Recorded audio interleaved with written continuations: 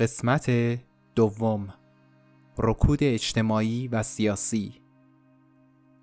یک ملت گرفتار سایه‌های سکوت. دهه 1970 و اوایل دهه 1980 زمانی بود که شوروی در ظاهر هنوز قدرتی جهانی به شمار می آمد. اما زیر این پوسته قدرتمند شکاف‌های عمیق و تاریک در حال شکل گیری بود. این دورانی از رکود اجتماعی و سیاسی بود که آرمان‌های یک ملت را به چالش کشید. کسانی که روزی با امید به وعده‌های کمونیسم زندگی کرده بودند، حالا می‌دیدند که این وعده‌ها به سایه‌هایی از فساد و سرکوب بدل شدند. فساد، آتشی که از درون شعله می‌کشید.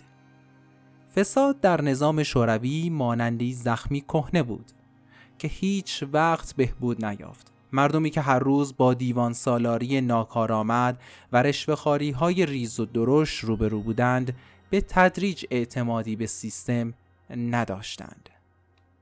ویکتور، کارمند ساده‌ای در مسکو، با خنده‌ای تلخ به یاد می‌آورد: برای گرفتن یک امضای ساده باید ماه‌ها می‌دویدم، اما یک بطری ودکا کار را در چند روز راه می‌انداخت.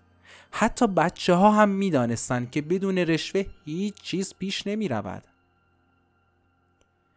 فساد فقط در سطح پایین نبود. در طبقه‌های بالای حکومت زندگی‌ها به کلی متفاوت بود. مقامات حزب کمونیسم در آپارتمان‌های لوکس زندگی می‌کردند و به فروشگاه‌های مخفی دسترسی داشتند که پر از کالاهای وارداتی بود، در حالی که مردم عادی برای خرید نان در صف‌های طولانی می‌ایستادند. این شکاف میان مردم و دولت هر روز عمیق‌تر می‌شد و امیدها را می‌بلعید. خاموشی دگراندیشان. در این دوره آزادی اندیشه بیش از همیشه زیر ضربات سنگین حکومت بود. هر کسی که حتی به آرامی سیاست‌های حزب کمونیست را نقد می‌کرد، زندگیش زیر و رو می‌شد. این سرکوب تنها به سیاستمداران محدود نبود. هنرمندان، نویسندگان و حتی مردم عادی نیز از تیغ نظارت در امان نبودند. آنا، یک معلم ساده از روستایی دورافتاده، تعریف می‌کند که یکی از همکارانم فقط به خاطر خواندن کتابی از نویسنده‌ای ممنوعه از کار اخراج شد. تا سالها خانواده‌اش تحت نظر بودند. حتی بچه‌هاش نمی‌توانستند به دانشگاه بروند. این ترس مداوم فضایی از سکوت و انزوا در جامعه ایجاد کرده بود. بسیاری از مردم حتی در خانه‌هایشان جرأت صحبت درباره مسائل سیاسی نداشتند. زخم افغانستان. یکی از تراژدی‌های این دوره جنگ شوروی در افغانستان بود. در سال 1979 سربازان جوان شوروی به این جنگ فرستاده شدند.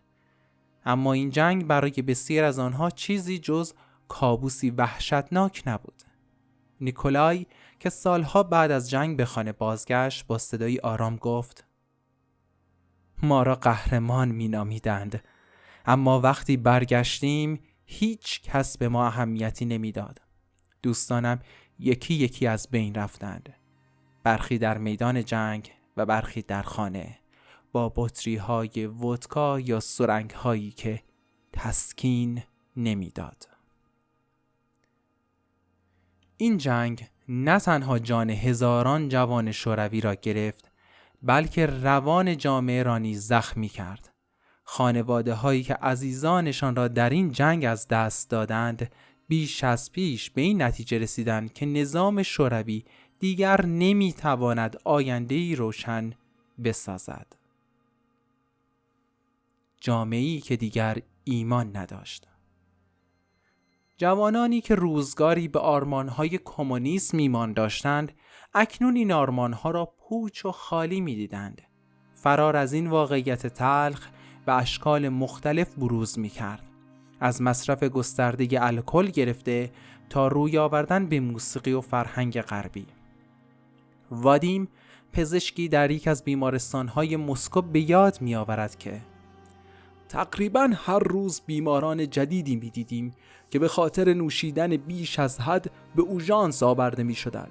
برای بسیاری از آنها این تنها راه فرار از مشکلات زندگی بود.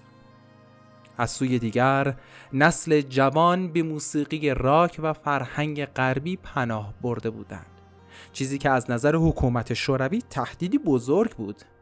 در اتاقهای زیرزمینی و جلسات مخفیانه جوانان با صدای گیتار الکتریک و آوازهای اعتراضی علیه سکوت تحمیلی زمانه شورش می‌کردند. محدودیت‌هایی که خفه می‌کرد. آزادی‌های فردی در این دوران به شدت محدود بود. هر حرکت یا کلامی که حتی اندکی با خط مشی حزب کمونیست تضاد داشت، عواقب سنگین به همراه داشت. ارتباط با خارجی‌ها، داشتن کتاب‌های ممنوعه یا حتی شوخی‌های ساده می‌توانست زندگی کسی را به کلی تغییر دهد. ماریا که در یک هتل بین‌المللی کار می‌کرد تعریف می‌کرد که یکی از همکارانمان فقط چون با یک توریست صحبت کرده بود اخراج شد. چند روز بعد مامورانی به خانه‌اش آمدند و همه چیز را زیر و رو کردند. در نتیجه جامعه در آستانه انفجار قرار گرفت. همه این بحران‌ها از فساد و سرکوب تا جنگ و نارضایتی‌های اجتماعی مانند زخم‌هایی بودند که هر روز عمیق‌تر می‌شدند. جامعه شوروی دیگر نمی‌توانست تحمل کند.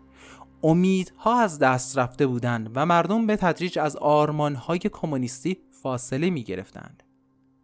در قسمت بعدی از بحران ایدئولوژیک خواهیم گفت، از زمانی که مردم نه فقط به دولت بلکه به ایدئولوژی خود نیز شک کردند، زمانی که ایمان به کمونیسم فرو پاشید و سقوط شوروی اجتناب ناپذیر شد.